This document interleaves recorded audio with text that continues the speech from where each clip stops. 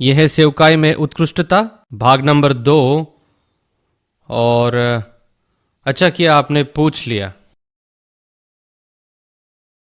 आज मेरे पास पियक्कड़ को बपतिस्मा देना नाम का एक जोक है। एक आदमी खूब पीकर झाड़ियों में लड़खड़ाता है और वो एक प्रचारक के पास आता है जो लोगों को बपतिस्मा दे रहा होता है। पियक्कड़ पानी में उतरता है, आकर प्रचारक पर गिरता है। प्रचारक पीछे मुड़ता है और बदबू से बेहोश होने वाला ही होता है। और वो पियक्कड़ से पूछता है, क्या तुम यीशु को पाने के लिए तैयार हो? पियक्कड़ कहता है, तैयार हूं। तो प्रचारक उसे पकड़ता है और उसे नदी में डुबोता है और बाहर निकालता है। पियक्कड़ से पूछता है, भाई यीशु मिल गया? पियक्कड़ उत्तर देता है, नहीं, मुझे नहीं मिला। प्रचारक उत्तर से चकित हो जाता है, उसे फिर से पानी में डुबाता है और इस बार थोड़ा लंबा समय रखता है। उसे पानी से बाहर निकालता है और पूछता है, भाई यीशु मिल गया? वो पियक्कड़ फिर से वही उत्तर देता है, नहीं, नहीं मिला। इस बार प्रचारक कुछ निर्णय लेता है और इस बार वो पियक्कड़ को पानी में डुबो के रखता है। 30-40 सेकंड रखता है। वो पियक्कड़ हाथ पैर हिलाता है, बाजुओं को जोर जोर से हिलाता है। तो प्रचारक उसे बाहर निकालता है और पूछता है, खुदा के लिए बता दो, क्या तुम्हें यीशु मिला? पियक्कड़ आंखों को साफ करता है, पानी झटकता है, गहरी सांस लेता है और प्रचारक से बोलता है, आपको पक्का पता है वो यही गिरा था?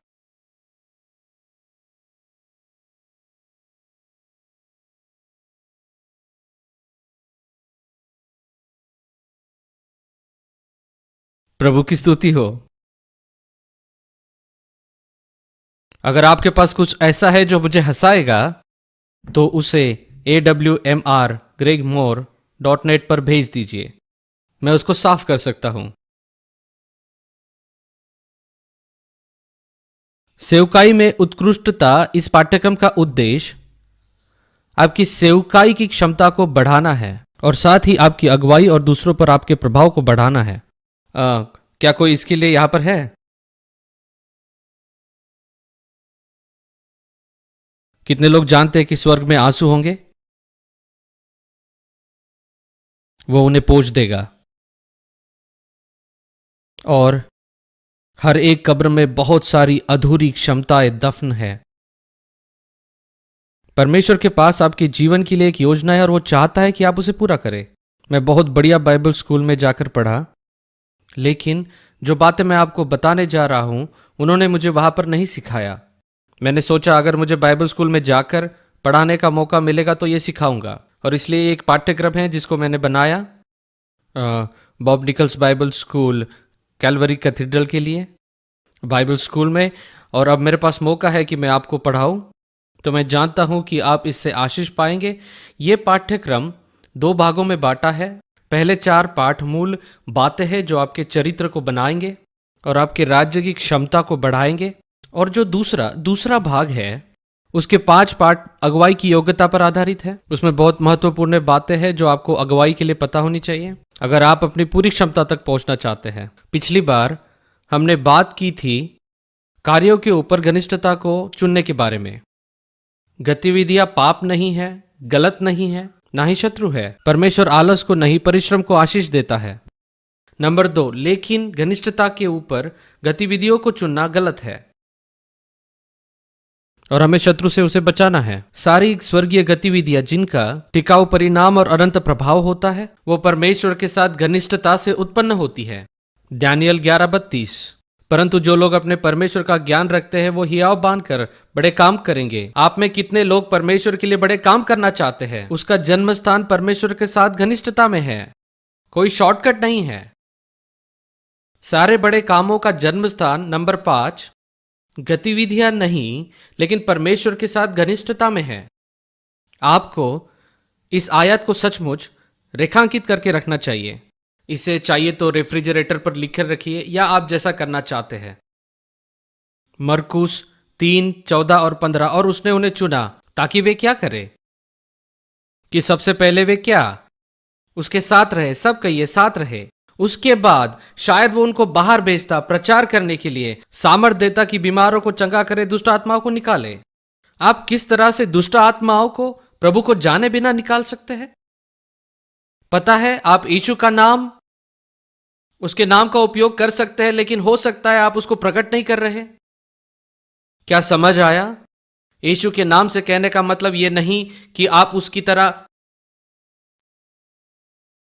सही सही है। मुझे गलत मत समझिए, दुष्ट आत्माओं ने यीशु के नाम के आगे घुटने टेके, लेकिन सच में यीशु का नाम क्या है? ये उसका उसका उसका अधिकार है जो उसने हमें दिया है। और उस अधिकार का मतलब यह है कि जिस व्यक्ति ने मुझे अधिकार दिया है, मैं उस व्यक्ति की तरह दर्शा सकता हूं। सही? तो जब आप यीशु का नाम लेते हैं तो उसे हल्के से मत लीजिए। इस बात को समझिए कि हम उसे प्रस्तुत करते हैं। पहले उसका हमें अपने पास बुलाने का कारण यह है कि जब हम बाहर जाकर बड़े कामों को करेंगे तो उसको प्रस्तुत करें, उसे जानिए और दूसरों को बताइए। ठीक? सेवकाई में परमेश्वर की आज्ञा यह है कि पहले उसके साथ समय बिताओ, फिर दूसरों को जाकर छुड़ाओ। जरा सोचिए, ऐसे कौन सी सेवकाइयां और सेवक है जिनके बारे में आप जानते हैं, जिनका आप सचमुच अनुकरण करना चाहते हैं? कितने हैं ऐसे? क्या 1 डजन है, या 4 है, या 5 है? कोई बात नहीं, हम सबकी गिनती अलग हो सकती है, लेकिन उन सेवकों में ऐसा क्या है कि आप उनके पीछे चलना चाहते हैं? इन बातों के अलावा कि उनकी अच्छी सेवकाइयां है, उनके जीवन में अभिषेक है, उनके प्रकाशन से आपको मदद हुई है, लेकिन उन्हें मिला कहां से? और उनमें ऐसा क्या है कि वो आपको उनकी ओर खींचता है? वे परमेश्वर के साथ, वे यीशु के साथ समय बिताते हैं। सही? वे प्रभु को जानते हैं। और आपकी सेवकाई को दूसरों की सेवकाई से अलग करने वाला वो पहलू क्या है? क्या यह है कि आपके जीवन में प्रकाशन का अभिषेक मिला है? आप अंत में जाकर सिद्धांतों को बहुत ज्यादा में फंस जाएंगे, लेकिन मुख्य बात यह है लोग जाने कि आप यीशु के साथ हैं। यही बात उन्हें बदल देगी। जब हम उसके साथ समय बिताकर बाहर निकलते हैं तो सामर्थ और अधिकार से सेवा करते हैं। आमीन। इसमें कोई शॉर्टकट नहीं है। मैं सही हूं। सेवकाई का अधिकार उसकी उपस्थिति से अधिकार मिलता है। आप उसके साथ समय बिताइए और आपको कोई समस्या नहीं होगी। अगर सहमत नहीं तो जिन आयतों को हमने अभी पढ़ा उन्हें पढ़िए। 1, राज्य में प्राथमिकता और मूल्य, कार्यक्रमों के ऊपर उपस्थिति, गतिविधियों के ऊपर घनिष्ठता। लगता है पिछली बार मैंने आपको कार्यक्रमों के बारे में थोड़ा बहुत बताया था। कुछ प्रोग्रामों को सीधी गोली मार देना चाहिए, उन्हें मार डालिए। उन कार्यक्रमों के होने के बाद उनकी अंतिम क्रिया कर दीजिए। आप उसमें से निकले इसलिए स्तुति कीजिए और नई शुरुआत कर दीजिए। आमीन। मूलभूत मूल्य नंबर 2, यह बड़ी बात है, आर्थिक लाभों के ऊपर रिश्तों को चुनना। आर्थिक लाभ के बजाय रिश्तों को चुनना। जीवन कामयाबियों के लिए परीक्षाओं में पड़ने से भरा है और लाभ के लिए रिश्तों की बलि चढ़ानी पड़ती है कि नहीं? तो हम अभी बंद करेंगे और सीधा घर जाएंगे, यहीं पे खत्म करेंगे। उसके लिए मैं आपको कुछ उदाहरण देता हूं। पेज 2, आपका सहकर्मी और आपका दोस्त आपके पास आकर मैनेजमेंट पॉलिसीज के बारे में निराशा दर्शाता है और व्यक्तिगत कमजोरियां बताता है। आपका सुपरवाइजर उस व्यक्ति की पदोन्नति के लिए आपके पास सिफारिश लेकर आता है, उस स्थान के लिए जो आपको मिलना चाहिए। तब आप क्या करेंगे? समझ आया? वे आपके पास आए, आपको पूछ रहे और आप उनकी गलतियों को जानते हैं। आप क्या करेंगे? मैं आपको झूठ बोलने के लिए नहीं बोल रहा हूं, लेकिन आप उस परिस्थिति के बारे में बहुत ही सोचेंगे, विशेषकर तब जब आपको उससे कुछ लाभ होना है। और तब आप क्या करेंगे? यहां पर बहुत ज्यादा बुरी बात नहीं है। तब आप उस कमजोरी को प्रेम से ढांप देंगे। आपके पदोन्नति के लिए आप प्रभु पर भरोसा करेंगे, है ना? पता है ज्यादातर मसीह क्या करते हैं? प्रभु, मैं इस पद के लिए प्रार्थना कर रहा था, प्रभु आया है और मुझे ये काम दिया है। तो मैं आपको बताता हूं मेरे दोस्त की जो ये गलती है, निश्चित करना है कि मैं उस जगह पे जाऊंगा, और हम उसे सही ठहराते हैं। ये रहा दूसरा उदाहरण। अगर आपको कार चाहिए, पहले आपकी गाड़ी में गैस भरती थी, अब आपने तेल का इंजन लगाया। आप उसे मैकेनिक के पास ले जाते हैं, वो कहता है इस पर कुछ खर्च करना पड़ेगा। मान लीजिए आपको $3000 लगे, आपको 3 ग्रैंड लगे। उसमें तेल डालने के लिए उन्होंने कुछ विशेष काम किया जो कुछ समय के लिए ही रहेगा। आपने उसे बेचने के लिए सोचा और ऐसा हुआ कि कलीसिया का एक व्यक्ति उसे खरीदना चाहता है, एक मसीह। क्या आप उसे बताएंगे समस्या के बारे में, या फिर उसे खुद ही बाद में ढूंढने देंगे? वो आपको आपकी कार की कीमत से ज्यादा 3 ग्रैंड देता है और आप बोलते हैं हालेलुया, परमेश्वर ने मुझे अच्छा सौदा दिया। आप क्या करेंगे? आप एक बड़ी सेवकाई में ईमेल भेजने के सुपरवाइजर का काम करते हैं। एक बड़ी मार्केटिंग कंपनी आपके पास आती है बड़े ही फायदेमंद सौदे के साथ। वो आपसे डायरेक्ट काम नहीं चाहते, लेकिन वे चाहते हैं कि आपके पास जितने भी मेलिंग लिस्ट है उनके बीच आप उनका विज्ञापन करें। और मेरे साथ बहुत बार ऐसा हुआ है। वे आकर मुझे कहेंगे इस नाम का भाई, इस नाम का पासबान और वो बड़ी कलीसिया ये सब कर रहे हैं। तो मैं उनसे कहता हूं कि जो भाई नीचे ये सब काम कर रहा है उसके बारे में बता सकता हूं। मुझे एक दिन यीशु के सामने खड़े रहना है, तो मैं उसके देह से व्यापार नहीं करूंगा।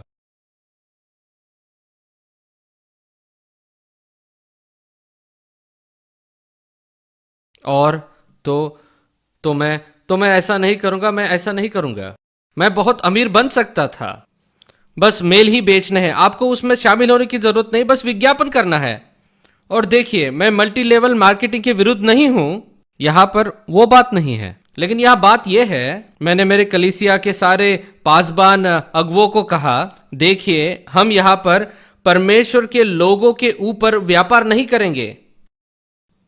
तो अगर आप व्यापार में जा रहे हैं और अगर वो मल्टी लेवल है तो सीधी सीधी बात कीजिए, उन्हें सभा के लिए बुलाकर, और फिर अपना असली रंग मत दिखाइए। आप दूसरा स्थान ढूंढ रहे हैं। परमेश्वर ने मुझे कुछ सिखाया। कुछ सालों पहले मैं डेकाटोर टेक्सास में पासबान था। आपने डेकाटोर मेट्रोपोलिस के बारे में सुना होगा। पॉल मेलागन उस कलीसिया में था, मैं उसका पास्टर था। तो जो भी हो, 5-6 हजार लोग कलीसिया में, 70,000, मेरा मतलब इतने लोग शहर में थे, कलीसिया में नहीं। 70,000 लोगों में से 5,000 लोग थे, लेकिन हम 250 से 300 के बीच थे हमारी कलीसिया में। और एक बड़ी सेवकाई जो बहुत ही प्रसिद्ध थी, वो मेरे कलीसिया में आने वाले थे और वो टीबीएन वगैरह पर आते थे और बड़े ही प्रसिद्ध थे। तो मैंने प्रार्थना करना शुरू कर दिया और मैंने स्वर्ग पर बमबारी करना शुरू कर दिया। मैं कहने लगा, प्रभु आपको लोगों को बढ़ाना पड़ेगा।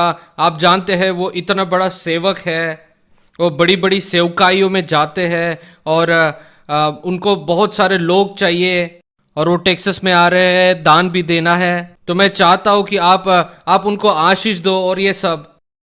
तो परमेश्वर ने मुझे रोका और पूछा, तुम क्या कर रहे हो?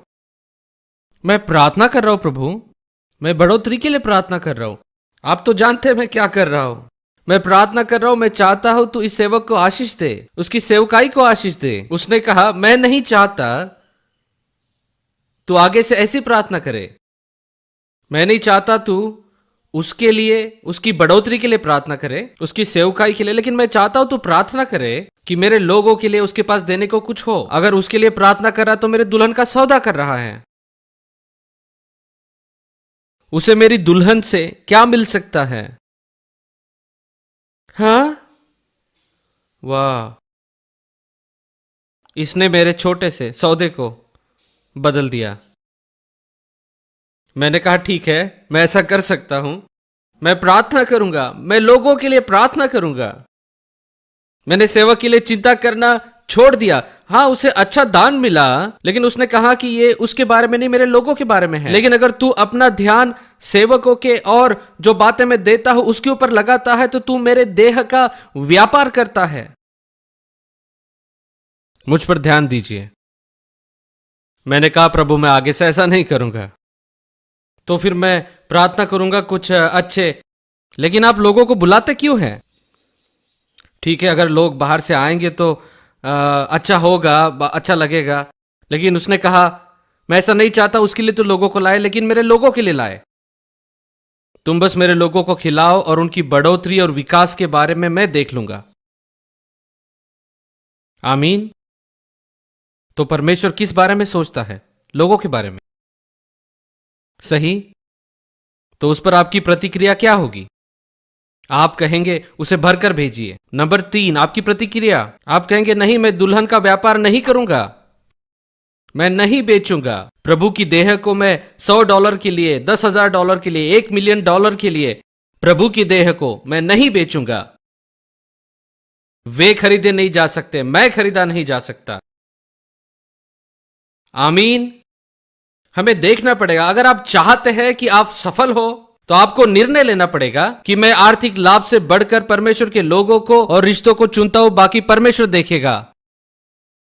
यह है आर्थिक लाभ के लिए संबंधों को खराब करने वाली जीवन की कुछ परिस्थितियों के उत्तर।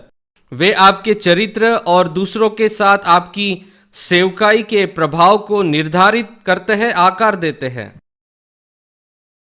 अगर आप ऐसी कलीसिया में जाए या मेरी कलीसिया में जाए और मैं मेल को सेल करूं क्योंकि इस नाम के भाई ने, क्योंकि पास में रहने वाले इस नाम के भाई ने, उसकी कलीसिया ने किया, लेकिन आप में से कितने लोगों को यह अच्छा लगेगा? हाँ, आप में से कितने कितने लोगों को यह लगेगा कि वहां के चरवाहे के द्वारा देखभाल हो रही है? नहीं, यह कुछ ऐसा नहीं है जो हम करते हैं। मैं नहीं करता, लेकिन बहुत सारी सेवकाइयां करती हैं और उसे सही ठहराते हैं। उन्हें प्रभु के सामने खड़े होना पड़ेगा।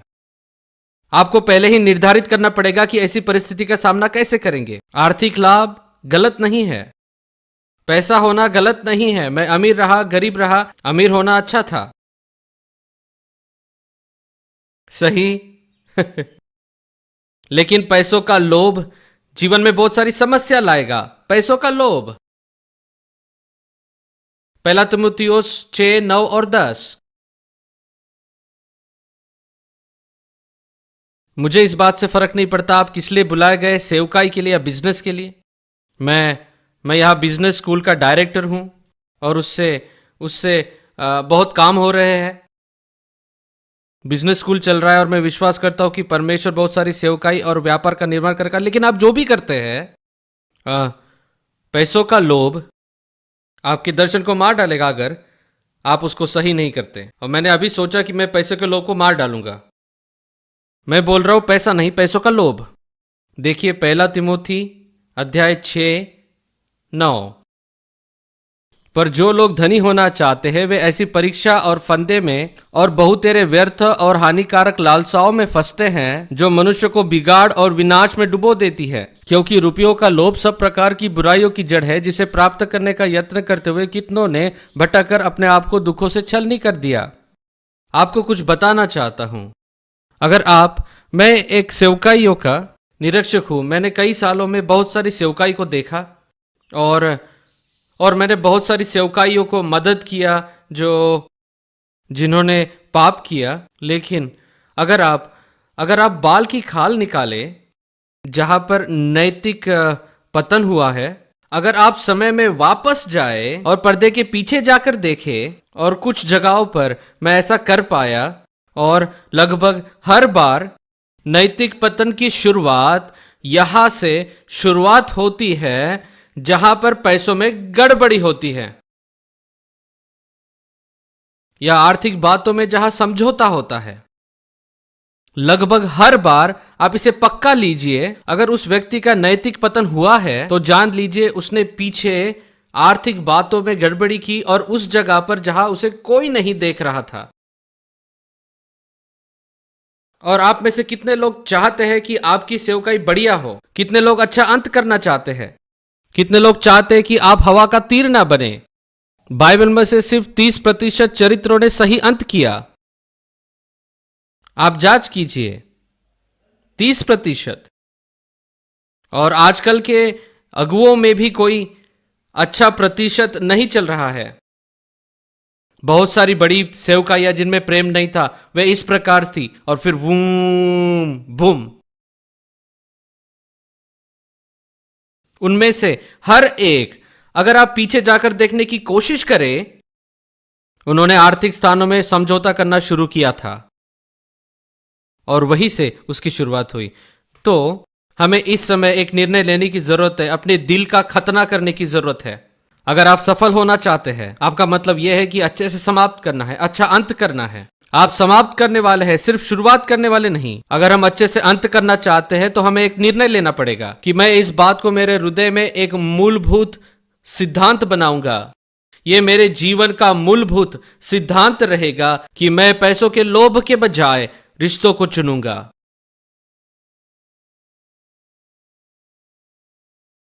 ये वचन पैसों के साथ संबंध का एक गलत वर्णन है। ये धोखा और नाश की ओर ले जाता है, विश्वास से दूर ले जाता है, साथ ही ये आपके संबंध की गुणवत्ता को खराब करता है। आपके लोभ पर पर्दा डालने के लिए उन्नति की वचनों का हवाला देना, जैसे परमेश्वर आपके लिए चाहता है वैसी आर्थिक आशीष नहीं लाएगा। इसके लिए आपको पैसों का लोभ और चाहत को दूर करना पड़ेगा। आमीन। स्वर्ग राज्य के ऐसे मूल्यों को विकसित करना जो पैसों के लोभ को दबाएंगे, वो है आर्थिक लाभ के बजाय रिश्तों को चुनना।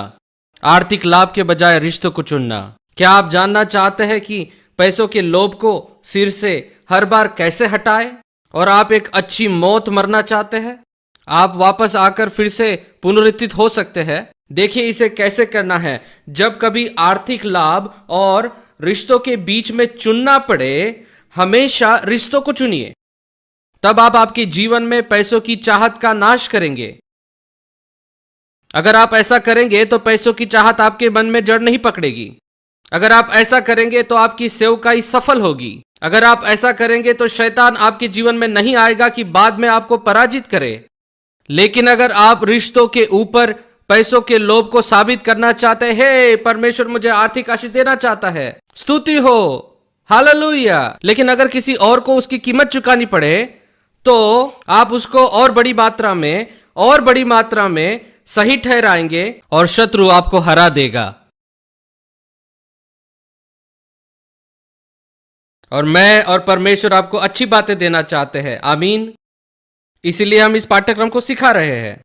आपके पैसों का लोभ अगर वैसा ही छोड़ा जाए तो आपके गहरे संबंधों का नाश कर देगा। यीशु ने ऐसे लोगों को मंदिर में से निकाल दिया जो परमेश्वर के साथ संबंध से ज्यादा पैसों को महत्व देते। आपको उस कहानी को देखने की जरूरत नहीं, आप वो कहानी जानते हैं। यीशु अंदर गया, लेकिन वो बहुत ही निर्धारित था। वो गुस्सा था लेकिन निर्धारित था। उसने गुस्सा किया लेकिन पाप नहीं। और उसने उन व्यापारियों को देखा। ये ऐसा नहीं है, ये कलीसिया की सभाओं में सीढ़ी बेचना और रिसोर्सेस बेचना उसके समान नहीं है। ये ऐसे लोग थे जो वहां पर काम करते थे और सदुकी और फरीसियों के लिए काम करते थे। लोग आराधना करने के लिए, अपने बलिदान चढ़ाने के लिए, कि एक साल के लिए उनके पाप ढापे जाने के लिए उन्हें वहां पर बलिदान लेकर आना पड़ता था। और अगर उनके पास बलिदान नहीं होता, पैसे होते तो वही खरीदना पड़ता। तो जब वे खरीदते थे, ये लोग उन्हें लूटते थे। और यीशु इस वास्तविकता से गुस्सा था कि इन लोगों को परमेश्वर के साथ उनके संबंध में मदद करनी चाहिए थी, लेकिन ये लोग उन लोगों को पैसा लेकर उन्हें ही आर्थिक रूप से लूट रहे थे। और यीशु इस बात से खुश नहीं था और उसने इन व्यापारियों को उसके मंदिर से निकाल दिया। आप और मैं आज उसके मंदिर है, और आज भी यीशु अपने मंदिरों के लिए ईर्ष्या रखता है कि पैसों का लोभ उनके ऊपर राज्य ना करे। सही? आमेन। तो आज हम परमेश्वर के मंदिर है जिनके लिए वो ईर्ष्या रखता है। पन्ना 3 नंबर 3, पैसों के लोभ से साफ होना। परमेश्वर के लिए प्रेम और लोगों के लिए प्रेम मन से पैसों का लोभ निकालता है। परमेश्वर के लिए प्रेम और लोगों के लिए प्रेम। दूसरा कुरिन्थियों 8वां अध्याय देखिए। दूसरा कुरिन्थियों 8।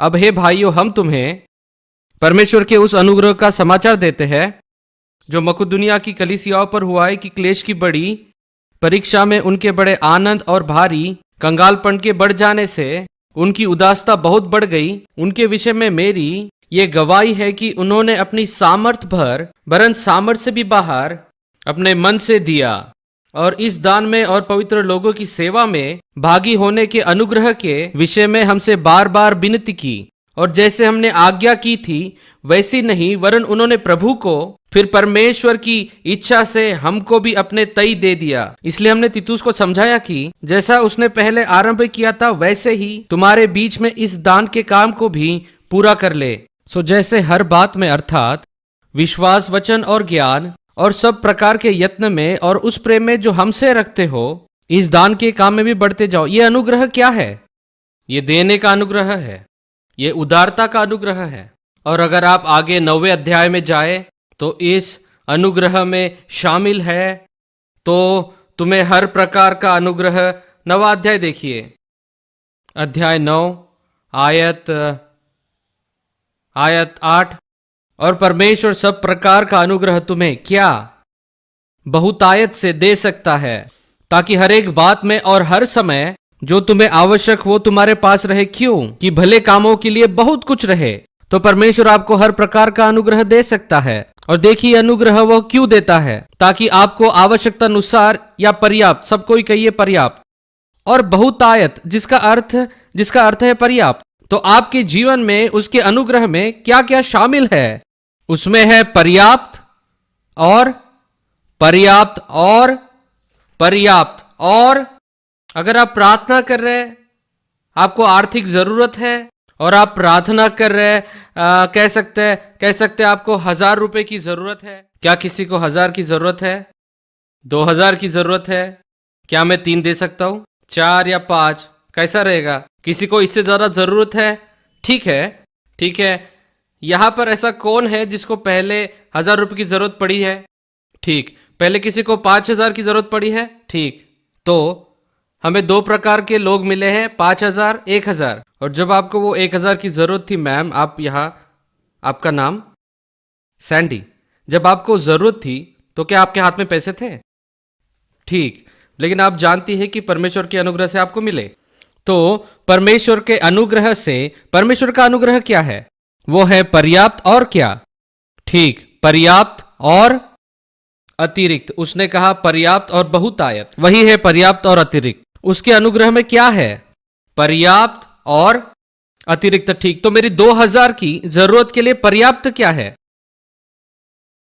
तो 1000 के लिए पर्याप्त क्या है? परमेश्वर के अनुग्रह से वो 1000 मिल गए।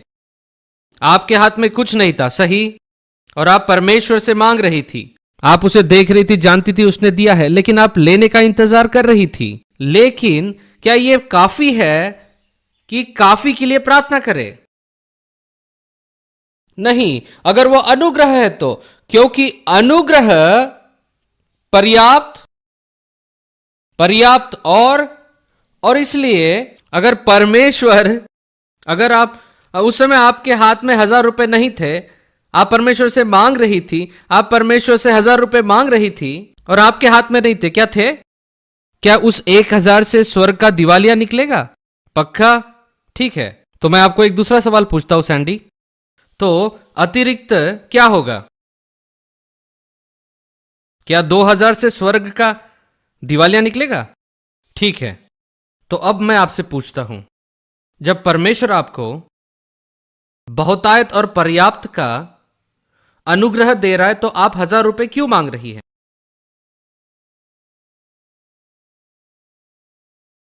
आपके पास नहीं था, अब आपके पास 1000 है, आपको परमेश्वर की ओर से 1000 मिला। ठीक। तो अब मैं आपको बोलता हूं, अगर पर्याप्त के लिए प्रार्थना करना पर्याप्त है तो फिर आप स्वार्थी है।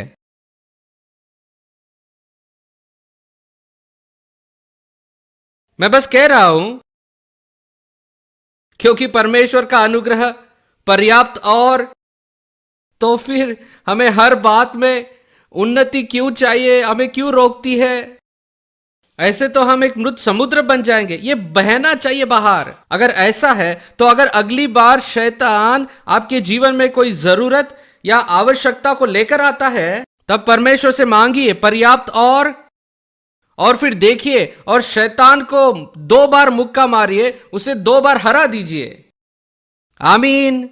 परमेश्वर की स्तुति हो। बढ़िया प्रचार पास्टर ग्रेग। तो और तो उस संदर्भ में आप देखिए, अध्याय 9 इस संदर्भ में है, तो 8 अध्याय में है, ठीक है। अध्याय 9 को देखिए, तो इसे देखिए, पीछे 7वें वचन में आइए। सो जैसे हर बात में अर्थात वचन, ज्ञान और सब प्रकार के यत्न में और उस प्रेम में जो हमसे रखते हो बढ़ते जाते हो, वैसे ही इस दान के काम में बढ़ते जाओ, वैसे ही बढ़ते जाओ। पवित्र बाइबल कहती है बढ़ते जाओ, ये कोई पर्याय नहीं है भाइयों, हमें इसमें बढ़ते जाना है। और ये बात सिर्फ हमारे बारे में नहीं है। अगर आपको चर्च निर्माण के लिए पैसों की जरूरत है तो परमेश्वर से 2 चर्च के लिए विश्वास कीजिए। अगर आप बाइबल स्कूल को बढ़ाने की योजना बना रहे तो परमेश्वर से दूसरे के लिए विश्वास कीजिए। जिस भी कार्य के लिए आपको बुलाया गया उसमें पर्याप्त के लिए प्रार्थना करना पर्याप्त नहीं है। खुद के लिए प्रार्थना करना पर्याप्त नहीं है। मेरी जरूरत, मेरा सौदा, मेरी सेवा, मेरा दर्शन नहीं भाई, वो हमें अपने अनुग्रह से भरना चाहता है, ताकि हमारे पास पर्याप्त नहीं लेकिन बहुतायत में हो। हमें उसमें बढ़ना है, सही। और लोगों के लिए प्रेम और परमेश्वर के लिए प्रेम हमारे दिल से पैसों के चाहत को हटा देता है। जब आप सिर्फ अपने बारे में और अपनी जरूरतों के बारे में नहीं सोचते, तब पैसे का मोह हट जाता है। शैतान अगर तू किसी जरूरत को लेकर आता है तो मैं तुझे दिखाता हूं, मेरे पास एक समाचार है, अब तुझे इसकी कीमत चुकानी पड़ेगी। अब तू चुका, ज्यादा चुका, अब तू चुका, तू मुझे जरूरत दिखाता है। आमीन। हाँ हाँ। और फिर यीशु, कितनों को पता है उसे कमी पड़ी? कितनों को पता है यीशु को कमी पड़ी? आप मेरे तरफ शंका से देख रहे हैं। क्या यीशु को कभी कमी हुई? पक्का हुई। जब उसे 5,000 को खिलाना था स्त्रियों और बच्चों के साथ, उसके पास क्या था? 5 रोटियां और 2 मछलियां। उससे तो उसके चेलों का भी पेट नहीं भरता। लेकिन अगर आप और मैं होते, हम कहते 5 रोटियां और बस इतना ही, इससे तो किसको खिला सकते, तो छोटे बच्चे का खाना है। सही है। तो यीशु ने उसे वापस दे दिया, सही। ये काफी नहीं है तो उसने शाप दे दिया, सही। उसने क्या किया? उसने पिता की ओर उठाया, उसके पास जो था उसके लिए धन्यवाद दिया, उसे आशीष दी, और फिर जब उसने लोगों को बैठाया, परमेश्वर ने उसे बढ़ा दिया। फिर क्या हुआ? क्या वो काफी था? और क्या? पर्याप्त। और अब उस छोटे लड़के के पास, उसके परिवार के पास, उसके पड़ोसियों के पास आवश्यकता से अधिक खाना हो गया, है ना? देखिए, यहां एक बात है, हम सब जानते हैं कि हमारे घर के लिए कितना लगता है। आप जानते हैं आपकी जरूरत के लिए कितना चाहिए। आप जानते हैं कि या ट्यूशन के लिए आपको कितना देना है। तो फिर मेरी इतनी जरूरत है और मेरे पास इतना है। मुझे यहां पर जरूरत है लेकिन यहां कमी है, पर्याप्त नहीं है, ये ठीक नहीं। आप उसे आशीष देंगे ना?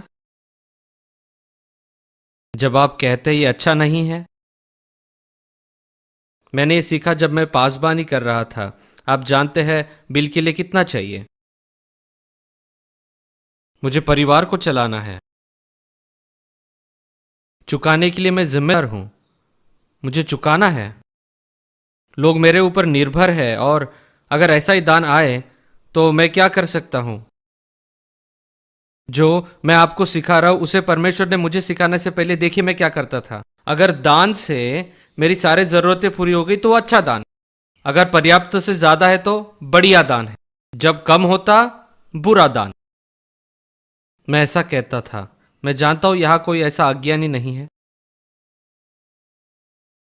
तब प्रभु ने कहा, तू क्या कर रहा है? किसने कहा यह काफी नहीं है? तो मैंने कहा। उसने कहा, मैंने क्या किया जब काफी नहीं था? मैंने कहा, ओ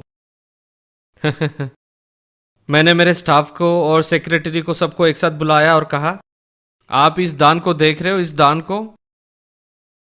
यह बढ़िया दान है। हमने उसे आशीष दी। हमने उस दान को परमेश्वर की ओर उठाया, उसके लिए धन्यवाद दिया। और फिर पता है आपको क्या होता है? वो यहां से यहां तक आता है, परमेश्वर उसको बढ़ाता है और जरूरत पूरी होती है। तो वो आपके लिए भी ऐसा ही करेगा। इस समय चाहे कैसी भी परिस्थिति क्यों ना हो, आपके पास जो है उसे शाप नहीं, आशीष दीजिए। आपके पास जो भाग है उसे परमेश्वर के पास उठाइए, धन्यवाद दीजिए। वो वैसा ही करेगा, वो उसे बढ़ाएगा और वो काफी नहीं रहेगा। तो फिर क्या होगा? सिर्फ अपनी जरूरत के लिए परमेश्वर पे विश्वास मत कीजिए, दूसरों की मदद के लिए परमेश्वर के ऊपर विश्वास क्यों ना करे।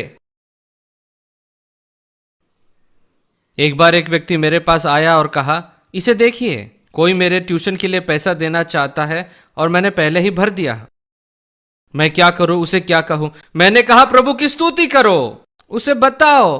पता है आपको, परमेश्वर ने मेरी जरूरत को पूरा किया और अब आपके मन में डाला कि मेरी जरूरत को पूरा करे, लेकिन सिर्फ ये मेरी जरूरत के बारे में नहीं है, ये दूसरों की आशीष के लिए भी है। तो क्या आप मुझे अनुमति देंगे कि मैं वो दान लूं और दूसरों की जरूरत को पूरा करूं? हालेलुया। या सुनिए दोस्तों, हमें इस प्रकार से सोचना चाहिए। क्या हम ऐसा सोच सकते हैं? क्या हम यहां पर परमेश्वर के मन को ला सकते हैं? आर्थिक बातों में परमेश्वर हमारे दिल को देखता है कि क्या हम उस पर विश्वास कर सकते हैं, खुद की जरूरत से ज्यादा भरोसा कर सकते हैं। हाँ, आपके पड़ोसी की ओर देखकर उसे कहिए वो आपसे बात कर रहा है। हालेलुया।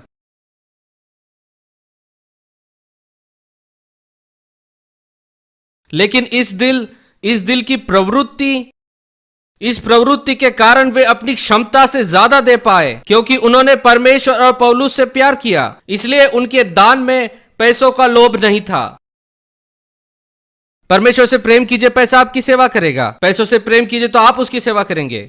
जब आप किसी व्यक्ति के साथ पैसों के लोभ के कारण संबंध रखते हैं, एक, आप उन्हें एक फायदे की तरह देखते हैं या उनके लिए क्या कीमत दी। दो, आप हमेशा सोचते हैं उनसे आपको क्या लेना है। तीन, आप उनको तभी कॉल करते हैं जब आपको उनसे कुछ लेना है। मैं आपको एक संकेत देता हूं, यह कोई अच्छा संबंध नहीं है। क्या आपका कभी ऐसा संबंध रहा है जब कभी वो कॉल करते हैं उन्हें कुछ चाहिए होता है? मैं बस कुछ अच्छा वाक्य बोलने के लिए सोच रहा हूं। मैंने एक बार मेरे छोटे भाई से कहा, मैं तेरे कॉल का इंतजार करता रहता हूं कि तू मुझे पूछे मैं कैसा हूं। सिर्फ एक बार।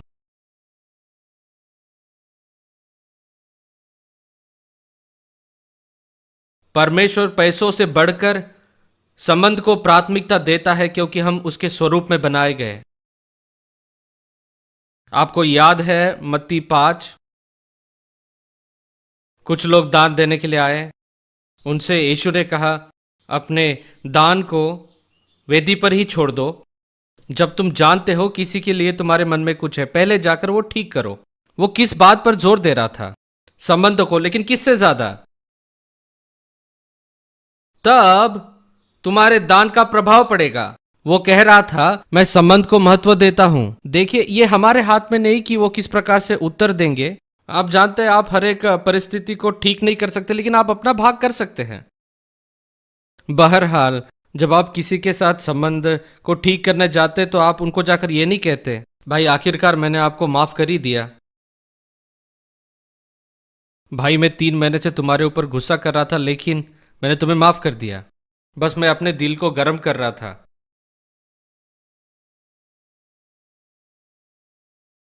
बस जाकर कहिए, भाई सुनो,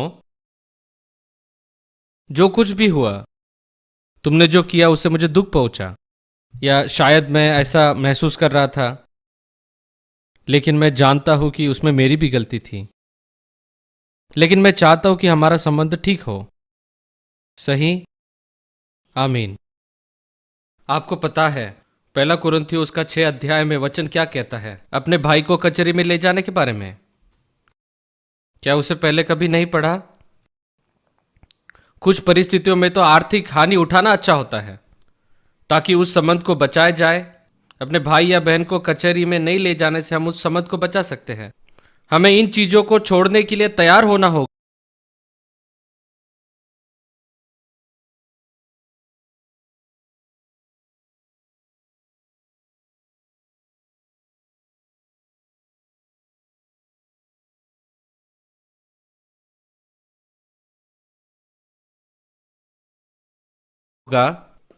सबको माफ करना होगा क्योंकि जीवन बहुत छोटा है और कड़वाहट महंगी पड़ती है और भावनात्मक, आत्मिक और शारीरिक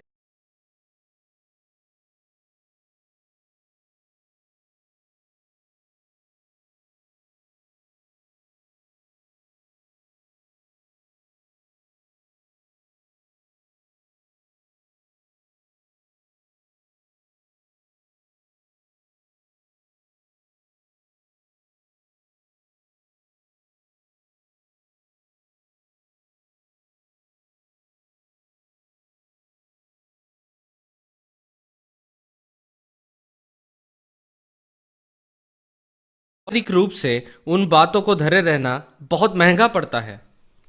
मेरा मतलब, मेरे पास ऐसा करने के बहुत मौके थे क्योंकि मैं व्यापार में था और एक व्यक्ति था जिसके साथ मैं टेक्सास में हेलीकॉप्टर टूर का बिजनेस करता था और हम दोनों को उड़ाना नहीं आता था। बेवकूफ़ी, अज्ञानता, जो भी हो। तो ये आदमी, हमने 5 सीटर अच्छे हेलीकॉप्टर खरीदे जिसे वे फेडरल ओक्लाहोमा में बनाते थे और $25,000 देने के बजाय बेल जेट रेंजर के लिए हमने $2,050 दिए। लेकिन इस 5 सीटर ब्रांडली में गर्मी और नमी में 5 लोगों को ले जाने की क्षमता नहीं थी। वो सिर्फ बच्चों को ले जा सकता था और जो पायलट हमारे पास था वो पहले वियतनाम में काम कर चुका था। वो हमारे पास वापस आया और कहा कि ह्यूस्टन में गर्मी और नमी के कारण उन बड़े 4 लोगों को ले जाने के कारण खतरा हो रहा है। मेरे भागीदार ने उससे कहा तू बस ले जा। मैंने कहा नहीं, छोड़ दो, ऐसा नहीं करना, उसे जाने दो। और मैंने बहुत सारा पैसा वैसे ही छोड़ दिया। उसमें बहुत सारा मेरा पैसा लगा था और मुझे सबका सब छोड़ना पड़ा। लेकिन वो उसे हवाई में लेकर गया और बहुत सारा पैसा लगाकर बीमा किया, लेकिन वो क्रैश हो गया और सारा पैसा उसे मिला। उसे सारा पैसा मिला, उसने नया व्यापार शुरू किया और अमीर बन गया। हम दोनों ही करोड़पति बनना चाहते थे, लेकिन मैंने वो छोड़ दिया और सारा पैसा छोड़ दिया और वो करोड़पति बन गया। उसने अपने परिवार को खो दिया और आयरिश से बचने के लिए रशिया में जाकर छिप गया। बाद में जब वो वापस आ रहा था तब उन्होंने उसे ढूंढा। लेकिन देखिए, बात ये है, मेरे पास एक मौका था। इस व्यक्ति ने मेरे कज़न के साथ शादी की थी, हम साथ में बिजनेस कर रहे थे, ठीक, लेकिन वो गिर गया। उस समय हम लोग प्रभु में बस आ ही रहे थे, नए नए थे, और इसलिए मैंने व्यापार में जो पैसा लगाया था उसके लिए टैक्स रिटर्न भरा, और जो कटौती होती है आप जानते हैं, भारी मात्रा में हुई। मेरा तो पूरी तरह से दिवालिया निकल गया। तो आयरिस ने आकर मेरे पास कहा एक रास्ता है, आपको फाइल करना पड़ेगा कि आपका बहुत नुकसान हुआ, तब आपको वो कटौती मिल जाएगी। बस आपको आपके सहभागी पर केस करना पड़ेगा, क्योंकि उसने उस हेलीकॉप्टर को क्रैश किया और सारा पैसा लिया। ऐसा करके उसने नफा कमाया। वो हमारा व्यापार था, नफा कमाया, इसलिए वो नुकसान नहीं है। और अब जिसको मैं प्रभु में जीतना चाहता था उस पर मुझे केस करने की जरूरत थी। शायद ये बहुत लंबा जाएगा। तो फिर मैंने उसके लिए बहुत बड़ा नुकसान उठाया, करीब 5 ग्राम का नुकसान था। तो देखिए, मेरा चुनाव ये था, मेरे पास 5 ग्रैंड है। मैं उस भाई के लिए एक गवाह भी बनना चाहता हूँ जो खो गया है, परिवार के लिए भी गवाह बनना चाहता हूँ। पता है मैंने क्या किया? मैं मेरे परिवार पर केस नहीं करूंगा। मैं उस 5 ग्रैंड को लूंगा और उसे एक बीज की तरह बोऊंगा। क्या मैं ऐसे कर सकता हूं? हाँ, रात भर जागने से यह बेहतर है। आपका पेट खराब हो जाता है, पेट में छाले पड़ते हैं, उसके लिए आप गवाही खो देते हैं। यही नहीं है जिसके लिए बाइबल कहती है तेरे लिए नुकसान सहना बेहतर है। यहां आप में से कुछ, आपका सब कुछ नाश हो गया है किसी परिस्थिति के कारण। और मैं आपसे कहता हूं, आपको बस संबंध को चुनना होगा। आपको उस बात को जाने देना होगा। आपको बीज बोना पड़ेगा और भविष्य में मिलेगा। और परमेश्वर आपको उससे ज्यादा दे सकता है। सही, वो देगा, वो आपको उससे ज्यादा देगा। मेरा अपना भाई, मेरे पिताजी के बहुत सारे बिजनेस थे और मेरा भाई सारे बिजनेस चलाने लगा, क्योंकि जब मेरे पिताजी की मृत्यु हुई तब वो वहीं पर था और सारे व्यापार ठप हो गए। तो मैं मेरे भाई पर केस कर सकता था। कुछ लोग ऐसा करते हैं। मैंने कहा जाने दो, मेरा भाई, उसका उद्धार नहीं हुआ है, लेकिन शायद इससे उसका उद्धार हो सकता है। हाँ, कुछ मदद नहीं होगी, लेकिन देखिए बाइबल क्या कहती है, मुझ पर भरोसा करो। पहले ही तुमने बहुत दुख ले लिया है, तो उसे बो दे दो। अगर तुम उसे दोगे तो तुम्हारे पास वापस आएगा। आप गुस्सा करके बैठ सकते हैं, कह सकते हैं मुझे सब पता है, आपको पता नहीं है। और मैं कह रहा हूं, हाँ, मैंने मेरे पार्टनर को कॉल किया और मैंने उससे कहा, देखो भाई, वे लोग कह रहे हैं कि मुझे आप पे केस करनी चाहिए, लेकिन मैं ऐसा नहीं करने वाला हूं, मैं आप पे केस नहीं करूंगा। और उसने मुझे 5 ग्राम भेजे। उसके साथ ऐसी क्या बात हुई? मैंने तो उसे मांगा भी नहीं था, उसने बस भेज दिए। आप परमेश्वर को नहीं दे सकते, लेकिन मैंने दिए। मैंने बस दे दिए। और पता है, मैं उसके लिए गवाह बन पाया, मैं उसे वचन बता पाया। मेरे परिवार में मैंने उस गवाही को नहीं खोया। प्रभु की स्तुति हो। परमेश्वर संबंधों को प्राथमिकता देता है। 3, पैसों के लोभ के विरुद्ध संबंध। बाइबल के उदाहरण, पहला है अब्राहम और लूत। आपको कहानी पता है ना? अब्राहम और लूत के चरवाहे, याद है ना? उनके बीच झगड़ा हुआ, याद है? और इसलिए अब्राहम ने लूत से कहा, तेरे और मेरे बीच में झगड़ा ना हो, क्योंकि हम भाई हैं। और फिर उसने कहा, देख, यहां पर एक क्षेत्र है और वहां पर एक क्षेत्र है। देखिए देखिए, उत्पत्ति 13 को देखिए। उत्पत्ति 13, जल्दी से।